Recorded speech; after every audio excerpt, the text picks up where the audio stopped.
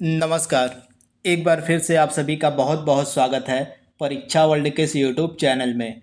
दोस्तों, RRB group D 2025 की परीक्षा के लिए जीव विज्ञान का एक और टॉपिक हम आज कवर करने वाले हैं। यह टॉपिक आपके ग्रुप डी की परीक्षा के लिए बहुत ही ज़्यादा महत्वपूर्ण है। आज का हमारा टॉपिक है रोग। दोस्तों, यह एक ऐसा टॉपिक है जिससे रेलवे भर्ती परीक्षाओं में भर भर के प्रश्न पूछे जाते हैं और आगामी आपकी जो भी रेलवे की परीक्षा होने वाली है, जैसे ग्रुप डी की जो परीक्षा होने वाली है, उसमें भी इस टॉपिक से प्रश्न देखने को ज़रूर मिलेंगे। तो यह एक ऐसा टॉपिक है जो आपको 3 से लेके 4 नंबर ज़रूर दिला सकता है आपके ग्रुप डी की परीक्षा में। तो इस टॉपिक से जुड़े लगभग 40 बेहतरीन प्रश्नों को आज के इस सेशन में हम कवर करने वाले हैं। तो इस वीडियो को आप बिल्कुल ध्यान से लास्ट तक ज़रूर देखिएगा। पहला प्रश्न आपके स्क्रीन पर है, डेंगू बुखार में मानव शरीर में किसकी कमी हो जाती है? बेहतरीन प्रश्न है। तो डेंगू बुखार में किसकी कमी हो जाती है? प्लेटलेट्स की। ऑप्शन आपका ए यहाँ पे बिल्कुल सही हो जाएगा। आप लोग याद रखिएगा। इसकी डिटेल को देख लेते हैं थोड़ा सा। तो डेंगू बुखार यह जो है डेंगू नामक वायरस से फैलने वाली बीमारी है जिसका वाहक मादा एडिज इजिप्टी मच्छर होता है। तो ये फैक्ट भी आप याद रखिएगा। इस बुखार के लिए जो वाहक मच्छर है वो होता है मादा एडिज इजिप्टी। तो ये फैक्ट आप याद रखिएगा। इस रोग में रोगी के शरीर में प्लेटलेट्स की कमी हो जाती है जिसके कारण आंतरिक रक्त स्राव होने लगता है। तो ये फैक्ट आप याद रखिएगा। अगला प्रश्न आपके स्क्रीन पर है, हाइड्रोफोबिया किसके कारण होता है? तो हाइड्रोफोबिया जो है विषाणु के कारण होने वाला एक इम्पॉर्टेंट रोग है। तो आप लोग याद रखिएगा, विषाणु के द्वारा जो है यह रोग फैलता है। तथा यह जो हाइड्रोफोबिया है इस किसे कहते हैं? तो पानी से डरने की जो प्रक्रिया होती है, अगर किसी व्यक्ति को जो है यह रोग हो जाता है हाइड्रोफोबिया, तो उसको जो है पानी से डर लगने लगता है। तो इसी कारण से इसको जो है पानी से डराने वाला रोग भी कहा जाता है। तो आप लोग याद रखिएगा। तथा यह जो हाइड्रोफोबिया है यह रेबीज का पुराना नाम है। जो रेबीज बीमारी होती है जो कुत्ते के काटने से फैलती है, उसी का पुराना नाम हो है हाइड्रोफोबिया। तो ये फैक्ट आप याद रखिएगा। तो यह किसके कारण होता है? तो विषाणु के कारण होता है। अगला प्रश्न आपके स्क्रीन पर है, और मस्तिष्क तथा मेरुरज्जु पर चढ़ी झिल्ली में सूजन आ जाने से होने वाला रोग कौन सा है? तो राइट आंसर क्या हो जाएगा? मेनिंजाइटिस। यह एक ऐसा रोग है जब मस्तिष्क और मेरुरज्जु पर चढ़ी जो झिल्ली होती है उसमें सूजन आ जाता है, तब यह रोग देखने को मिलता है। तो इस रोग का नाम है मेनिंजाइटिस। ऑप्शन आपका सी यहाँ पे बिल्कुल सही हो जाएगा। अगला प्रश्न आपके स्क्रीन पर है, यदि कोई मानवीय रोग जो है विश्व में बृहद क्षेत्र में फैला है तो उसे हम क्या कहेंगे? तो यदि कोई मानवीय रोग विश्व में बृहद क्षेत्र में फैला है तो उस रोग को कहा जाता है पेंडेमिक। यानी कि ऑप्शन आपका ए यहाँ पे बिल्कुल सही हो जाएगा। अगला प्रश्न आपके स्क्रीन पर है, निम्न में से कौन से रोग का कारण जीवाणु नहीं है? इसमें से वह कौन सा रोग है जो बैक्टीरिया यानी कि जीवाणु के कारण नहीं फैलता है? इम्पॉर्टेंट प्रश्न है। तो आइए देख लेते हैं इसमें से कौन सा रोग है जो जीवाणु के कारण नहीं फैलता है। तो आप लोग याद रखिएगा, जो एड्स नामक बीमारी होती है जीवाणु से नहीं होती है बल्कि किससे होती है? तो वायरस से होने वाली यह बीमारी है एड्स। तो ये आप याद रखिएगा। बाकी डिप्थीरिया हो गई और इसके अलावा हैजा हो गया और काली खांसी हो गई, ये तीनों जो बीमारियां हैं ये आपकी किससे होती हैं? तो ये जीवाणु से यानी कि बैक्टीरिया से होने वाली बीमारियां हैं। तो इसके बारे में आप याद रखिएगा। तथा जो एड्स है यह वायरस से होने वाली बीमारी है। तो ये फैक्ट आप याद रखिएगा। पोलियो किसके कारण फैलता है? पोलियो का कारण क्या है? तो पोलियो का कारण होता है विषाणु। तो ये फैक्ट आप याद रखिएगा। पोलियो जो है एक संक्रामक रोग है जो विषाणु यानी कि वायरस के कारण फैलता है। तो ये फैक्ट आप याद रखिएगा। राइट आंसर क्या हो जाएगा? विषाणु यानी कि वायरस से फैलने वाली यह एक बीमारी है। ऑप्शन बी आपका सही हो जाएगा। अगला प्रश्न आपके स्क्रीन पर है, पोलियो के टीके की खोज किसके द्वारा की गई थी? तो जोनास साल्क नामक वैज्ञानिक के द्वारा जो है पोलियो की जो वैक्सीन है वह बनाई गई थी सर्वप्रथम बार 1952 में। तो ये फैक्ट आप याद रखिएगा। तो जोनास साल्क ने पोलियो के टीके के यानी कि पोलियो की वैक्सीन का आविष्कार किया था। अगला प्रश्न आपके स्क्रीन पर है, इनमें से कौन सा रोग विषाणु से नहीं होता है? इसमें से कौन सा रोग जो है वायरस से नहीं होता उसकी आपको पहचान करनी है। तो इसमें से जो टीबी यानी कि जिसको हम क्षय रोग के नाम से जानते हैं, और टीबी को जो है क्षय रोग भी कहा जाता है, यह जो है विषाणु से नहीं बल्कि बैक्टीरिया से फैलने वाली बीमारी है। तो ये फैक्ट आप याद रखिएगा। बाकी की जो तीनों बीमारियां ऊपर की हैं, खसरा, रेबीज और पोलियो, ये सभी आपके विषाणु से फैलते हैं, लेकिन जो क्षय रोग है, जो टीबी है, यह जीवाणु यानी कि बैक्टीरिया से होने वाली बीमारी है। अगला प्रश्न आपके स्क्रीन पर है, और किस सूक्ष्म जीव के द्वारा हेपेटाइटिस बी की बीमारी होती है। हेपेटाइटिस बी काफ़ी घातक यह बीमारी मानी जाती है। तो किसके कारण जो हेपेटाइटिस बी है यह बीमारी होती है, तो वायरस के कारण होने वाली यह बीमारी होती है हेपेटाइटिस बी, यानी कि ऑप्शन आपका यहाँ पे जो ए है बिल्कुल सही हो जाएगा। इसके बारे में आपको याद रखना है। तथा इस बीमारी से जो है हमारे शरीर का कौन सा अंग प्रभावित होता है, तो मानव शरीर का जो यकृत होता है, जो लीवर होता है मनुष्य का, यह हेपेटाइटिस से जो है प्रभावित होता है। तो ये फैक्ट आप याद रखिएगा। इसके कारण जो है जो लीवर होता है उसमें सूजन और जलन पैदा होती है। अगला प्रश्न है, हेपेटाइटिस रोग से मनुष्य के शरीर का सीधा प्रभावित होने वाला अंग कौन सा है। तो मैंने आपको अभी बताया है लीवर, यानी कि जो यकृत होता है यह सीधा जो है इस रोग से हेपेटाइटिस से प्रभावित होता है, और इसके कारण जो यकृत होता है उसमें सूजन और जलन पैदा होती है इस बीमारी के कारण। अगला प्रश्न आपके स्क्रीन पर है, एड्स किसके कारण फैलता है। तो एड्स जो है विषाणु के कारण फैलने वाला एक रोग है, यानी कि ऑप्शन आपका बी यहाँ पे बिल्कुल सही हो जाएगा। और एड्स विषाणु में क्या होता है, तो एड्स का जो वायरस होता है, एड्स का जो विषाणु होता है उसमें आरएनए प्लस प्रोटीन होता है। क्या होता है उसमें, आरएनए प्लस प्रोटीन देखने को मिलता है। तो आप लोग याद रखिएगा। तथा जो ऑप्शन आपका यहाँ पे सी वाला है बिल्कुल सही हो जाएगा, आरएनए प्लस प्रोटीन देखने को मिलता है एड्स के विषाणु में। अगला प्रश्न आपके स्क्रीन पर है, एड्स के लिए उत्तरदायी विषाणु का उदाहरण इसमें से कौन सा है। तो एड्स के लिए जो उत्तरदायी विषाणु है वह माना जाता है रेट्रो विषाणु, यानी कि ऑप्शन आपका यहाँ पे जो बी है बिल्कुल सही हो जाएगा, रेट्रो विषाणु। जापानी एन्सेफलाइटिस का कारण क्या होता है। जापानी एन्सेफलाइटिस जो रोग फैलता है इसका मेन कारण क्या होता है, तो यह भी जो है वायरस के कारण फैलने वाला रोग है। तो आप लोग याद रखिएगा, जो जापानी एन्सेफलाइटिस रोग होता है यह विषाणु यानी कि वायरस के कारण फैलने वाला रोग होता है। तो ऑप्शन आपका बी यहाँ पे बिल्कुल सही हो जाएगा। इसके बारे में आपको याद रखना है।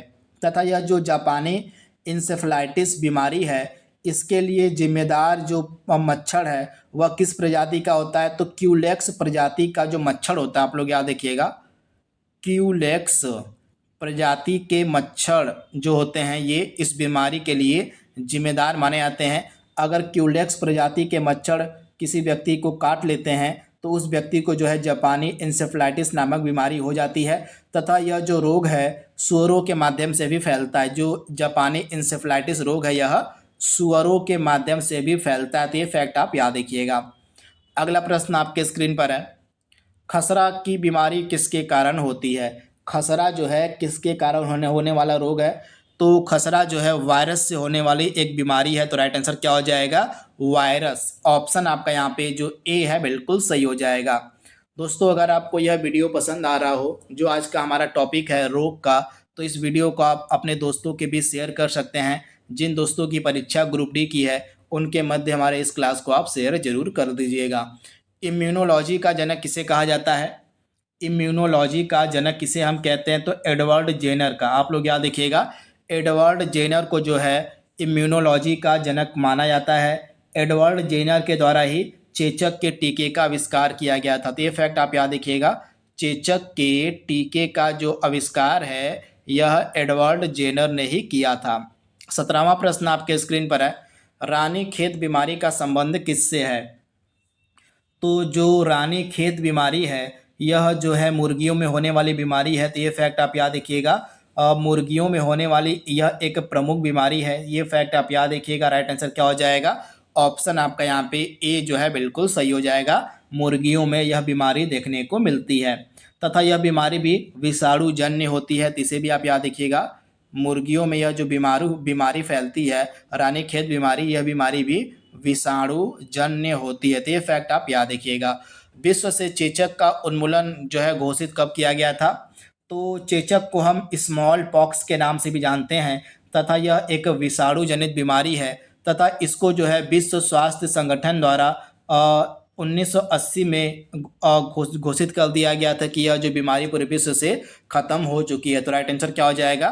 1980 में जो है इसका उन्मूलन घोषित कर दिया गया था। किसके द्वारा? तो WHO के द्वारा। तो ये फैक्ट आप याद रखिएगा। अगला प्रश्न आपके स्क्रीन पर है, फुट और माउथ रोग निम्नलिखित में से किसमें प्रमुखता देखने को मिलता है? फुट और माउथ रोग। तो आप लोग याद रखिएगा, यह जो इम्पॉर्टेंट बीमारी है फुट और माउथ रोग, यह मुख्यतः सभी में यानी कि उपर्युक्त सभी में आप लोग याद रखिएगा, मवेशी और भेड़ों में, मवेशी व सूअर में, भेड़ और बकरियों में, यानी कि जितने भी आपके पशु होते हैं उनमें जो है फुट और माउथ रोग देखने को मिलता है तथा यह जो फुट और माउथ रोग होता है यह विषाणु के कारण फैलता है। ये फैक्ट आप याद रखिएगा, वायरस यानी कि विषाणु के कारण फैलने वाला यह एक रोग है। अगला प्रश्न है, इबोला क्या है? इबोला जो है क्या है आपसे पूछा गया है। तो यह एक प्राण घातक वायरस है। क्या है? तो यह एक प्राण घातक वायरस है। ऑप्शन बी आपका सही हो जाएगा। 21वां प्रश्न आपके स्क्रीन पर है, H5N1 इन्फ्लुएंजा को हम क्या कहते हैं? H5N1 जो इन्फ्लुएंजा है इसको क्या कहा जाता है? इसको जो है बर्ड फ्लू कहा जाता है। तो आप लोग याद रखिएगा, ऑप्शन आपका यहाँ पे जो बी वाला है बिल्कुल सही हो जाएगा, बर्ड फ्लू। H1N1 वायरस का संबंध निम्नलिखित में से किससे है? तो H1N1 वायरस का संबंध हो जाएगा स्वाइन फ्लू से। ऑप्शन आपका यहाँ पे सी बिल्कुल सही हो जाएगा, स्वाइन फ्लू से। 23वां प्रश्न आपके स्क्रीन पर है, डीपीटी का जो टीका है निम्नलिखित में से किससे सुरक्षा हेतु दिया जाता है? डीपीटी का टीका जो है किस रोग से बचाव के लिए दिया जाता है आपसे पूछा गया है। बेहतरीन प्रश्न है। तो आप लोग याद रखिएगा, जो डीपीटी का टीका है यह जो है डिप्थीरिया, कुकुर खांसी और टिटनेस, इन तीनों रोगों के बचाव के लिए दिया जाता है। तो आप लोग याद रखिएगा, डिप्थीरिया, कुकुर खांसी और टिटनेस, इन 3 रोगों के बचाव के लिए जो है डीपीटी का टीका दिया जाता है। तो ये फैक्ट आप याद रखिएगा, यहाँ से प्रश्न आपके एग्जाम में देखने को मिल सकता है। अगला प्रश्न आपके स्क्रीन पर है, भोजन के विषाक्तता का कारण क्या होता है? तो भोजन के विषाक्तता का कारण होता है सैल्मोनाई बेसिलियाई नामक जो बैक्टीरिया होता है, जो विषाणु होता है, ये विषाणु नहीं जीवाणु यहाँ पे होगा। तो यह जो जीवाणु होता है इसको हम बोलते हैं सैल्मोनाई बेसिलियाई। यह जो जीवाणु होता है यह भोजन के विषाक्तता का कारण माना जाता है। तो ये फैक्ट आप याद रखिएगा, राइट आंसर क्या हो जाएगा? सैल्मोनाई बेसिलियाई जीवाणु। ये फैक्ट आप याद रखिएगा, ये प्रश्न आपके एग्जाम में देखने को मिल सकता है। अगला प्रश्न आपके स्क्रीन पर है 25वां, और निम्न में से कौन सा रोग जीवाणुओं से उत्पन्न होता है? बैक्टीरिया से उत्पन्न होने वाला रोग इसमें से कौन सा है, उसकी आपको पहचान करनी है। इंपॉर्टेंट प्रश्न है।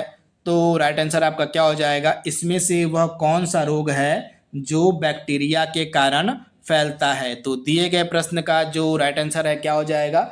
इसमें से जो 6 रोग है, यानी कि टीबी को ही हम 6 रोग के नाम, और यहाँ पे तपेदिक को ही 6 रोग कहा जाता है, तो इसको तपेदिक कह लीजिए या इसको क्षय रोग कह लीजिए या इसको आप टीबी कह लीजिए, तीनों एक ही बीमारी का नाम है। तो इसमें से जो तपेदिक है यह जीवाणुओं से यानी कि बैक्टीरिया से उत्पन्न होने वाली बीमारी है।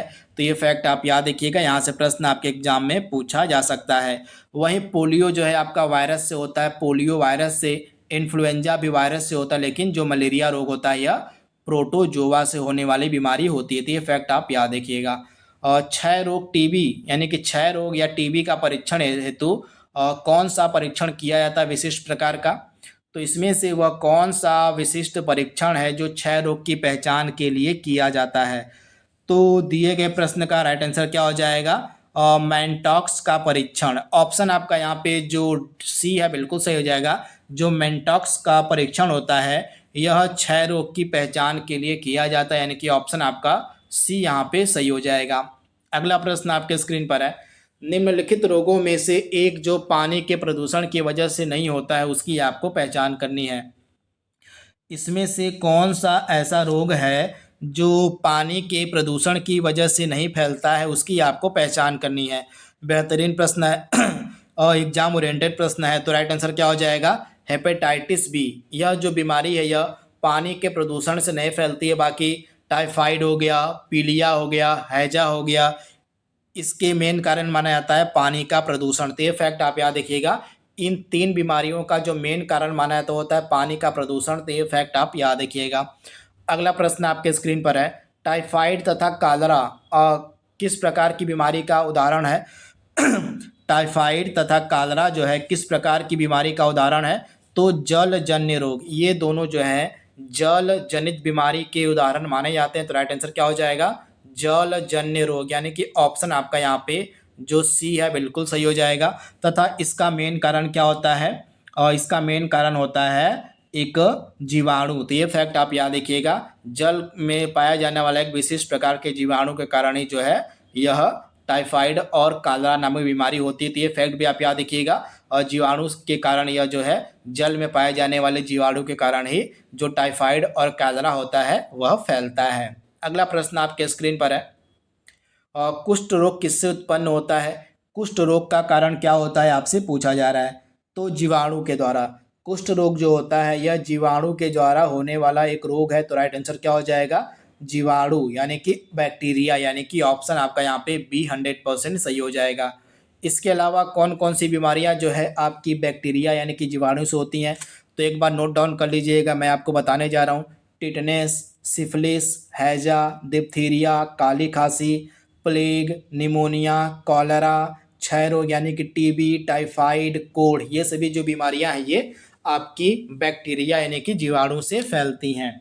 अगला प्रश्न आपके स्क्रीन पर है, निम्न सभी बीमारियों का कारण वायरस है सिवाय एक को छोड़ के। तो इसमें से वह कौन सी बीमारी है जो वायरस से नहीं फैलती है?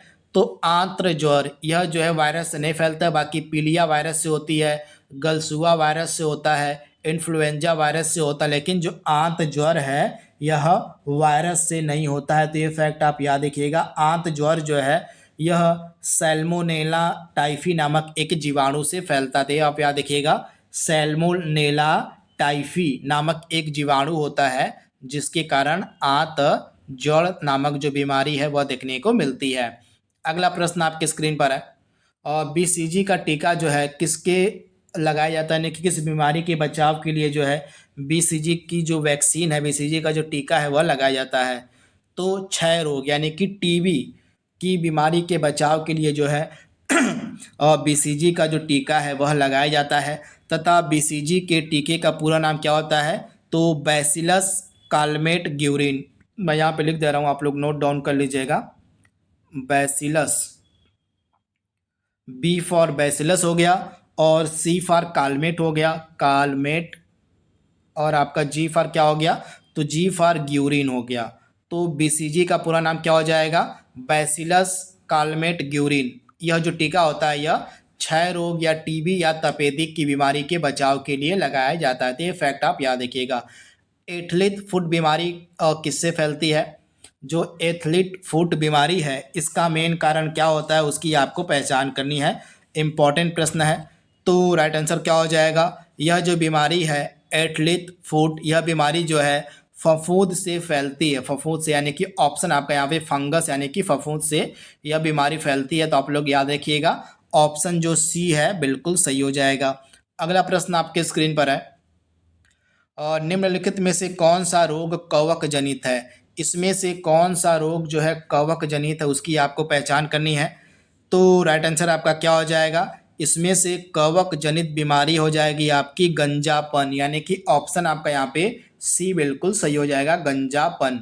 कौन सा रोग जो है कवक के कारण फैलता है? कवक, यहाँ पे कटक की जगह कवक होगा। तो इसमें से वह कौन सा रोग है जो कवक के कारण फैलता है? तो त्वचा का प्रदाह, यह जो रोग होता है यह कवक के कारण होने वाला यह एक इम्पॉर्टेंट स्किन डिजीज मानी जाती है। तो ऑप्शन बी आपका यहाँ पे सही हो जाएगा। अगला प्रश्न आपके स्क्रीन पर है, मलेरिया से प्रभावित होने वाला अंग कौन सा है? मनुष्य के शरीर का वह कौन सा अंग है जो मलेरिया से प्रभावित होता है? बेहतरीन प्रश्न है। तो राइट आंसर आपका क्या हो जाएगा? मलेरिया से मनुष्य के शरीर का कौन सा अंग प्रभावित होता है? तो प्लीहा। ऑप्शन आपका डी यहाँ पे बिल्कुल सही हो जाएगा। तथा जो मलेरिया नामक बीमारी है इस रोग का जो कारण है प्लाज्मोडियम नामक एक प्रोटोजोआ होता है। यहाँ पे आप नोट डाउन कर लीजिएगा, प्लाज्मोडियम प्लाज्मोडियम नामक एक प्रोटोजोआ होता है। इसी के कारण जो है प्रोटोजोआ प्लाज्मोडियम नामक प्रोटोजोआ के कारण जो है मलेरिया नामक बीमारी होती है। और इस प्लाज्मोडियम नामक जो प्रोटोजोआ है इसका वाहक कौन होता है? तो मादा एनाफिलीज मच्छर इसका वाहक होता है, मादा एनाफिलीज मच्छर। अगर आपको मादा एनाफिलीज मच्छर काट देता है तो आपको मलेरिया हो सकता है। तो ये फैक्ट आप याद रखिएगा। अगला प्रश्न आपके स्क्रीन पर है, निम्नलिखित में से कौन सा प्लाज्मोडियम परजीवी का वाहक है? तो मैंने आपको बताया है कि जो प्लाज्मोडियम परजीवी है यह जो है मलेरिया का मेन कारण माना जाता है। और इस प्लाज्मोडियम परजीवी का वाहक होता है मच्छर। कौन सा मच्छर? तो मादा एनाफिलीज। इसका नाम आप याद रखिएगा, मादा एनाफिलीज मच्छर जो होता है यह इसका वाहक होता है। अगला प्रश्न आपके स्क्रीन पर है, उस वैज्ञानिक का नाम बताना है और जिसने यह खोज की थी कि मलेरिया प्लाज्मोडियम नामक परजीवी से फैलता है। तो इस वैज्ञानिक का नाम है रोनाल्ड रॉस। इसी वैज्ञानिक ने जो है सर्वप्रथम बार यह बताया था कि जो मलेरिया नामक बीमारी है यह प्लाज्मोडियम नामक परजीवी से होती है। तो राइट आंसर क्या हो जाएगा? रोनाल्ड रॉस, यानी कि ऑप्शन सी आपका यहाँ पे सही हो जाएगा। बेहतरीन प्रश्न है। अगला प्रश्न आपके स्क्रीन पर है, निम्नलिखित में से कौन सा रोग प्रोटोजोआ के द्वारा होता है? तो इसमें से कौन सा रोग है जो प्रोटोजोआ के कारण फैलता है? तो आपका राइट आंसर क्या हो जाएगा? मलेरिया। ऑप्शन डी आपका सही हो जाएगा। अगला प्रश्न आपके स्क्रीन पर है, और निद्रा रोग यानी कि जो स्लीपिंग सिकनेस है यह एक बीमारी होती है जो किसके कारण फैलती है? तो निद्रा रोग का कारण क्या होता है? प्रोटोजोआ होता है। ऑप्शन आपका सी यहाँ पे बिल्कुल सही हो जाएगा। यहाँ पे डिटेल आप देख सकते हैं। तो जो निद्रा रोग है यह ट्रिपेनोसोमा और नामक एक कोशिकीय प्रोटोजोआ जीव के द्वारा होती है। तो ये फैक्ट आप याद रखिएगा। आज के सेशन का लास्ट प्रश्न आपके स्क्रीन पर है, निम्नलिखित में से कौन सा एक आनुवांशिक रोग नहीं है? इसमें से कौन सा एक आनुवांशिक रोग नहीं है उसकी आपको पहचान करनी है। तो रतौंधी जो है यह एक आनुवांशिक रोग नहीं है। बाकी तीनों हीमोफीलिया, वर्णांधता और रंजकहीनता ये तीनों जो है आनुवांशिक रोग हैं। लेकिन जो रतौंधी है यह आनुवांशिक रोग नहीं है। तो इसके बारे में आपको याद रखना, आपसे एग्जाम में पूछा जा सकता है इसके बारे में। तो आप लोग याद रखिएगा, रतौंधी जो है आनुवांशिक रोग नहीं है, बल्कि तीनों जो रंजकहीनता है, वर्णांधता है और हीमोफीलिया ये तीनों आपके आनुवांशिक यानी कि जेनेटिक डिजीज मानी जाती हैं। तो इनके बारे में आप याद रखिएगा। तो आज का हमारा जो ग्रुप डी परीक्षा के लिए आज का टॉपिक था रोग का, इस टॉपिक से जुड़े जो है 40 प्रश्नों को हमने कवर कर लिया है। यह वीडियो आपको कैसा लगा? अपनी प्रतिक्रिया, अपना सुझाव हमें कमेंट बॉक्स में आप अवश्य दीजिएगा। तो आज के लिए बस इतना ही। Thank you, thanks for watching, thank you.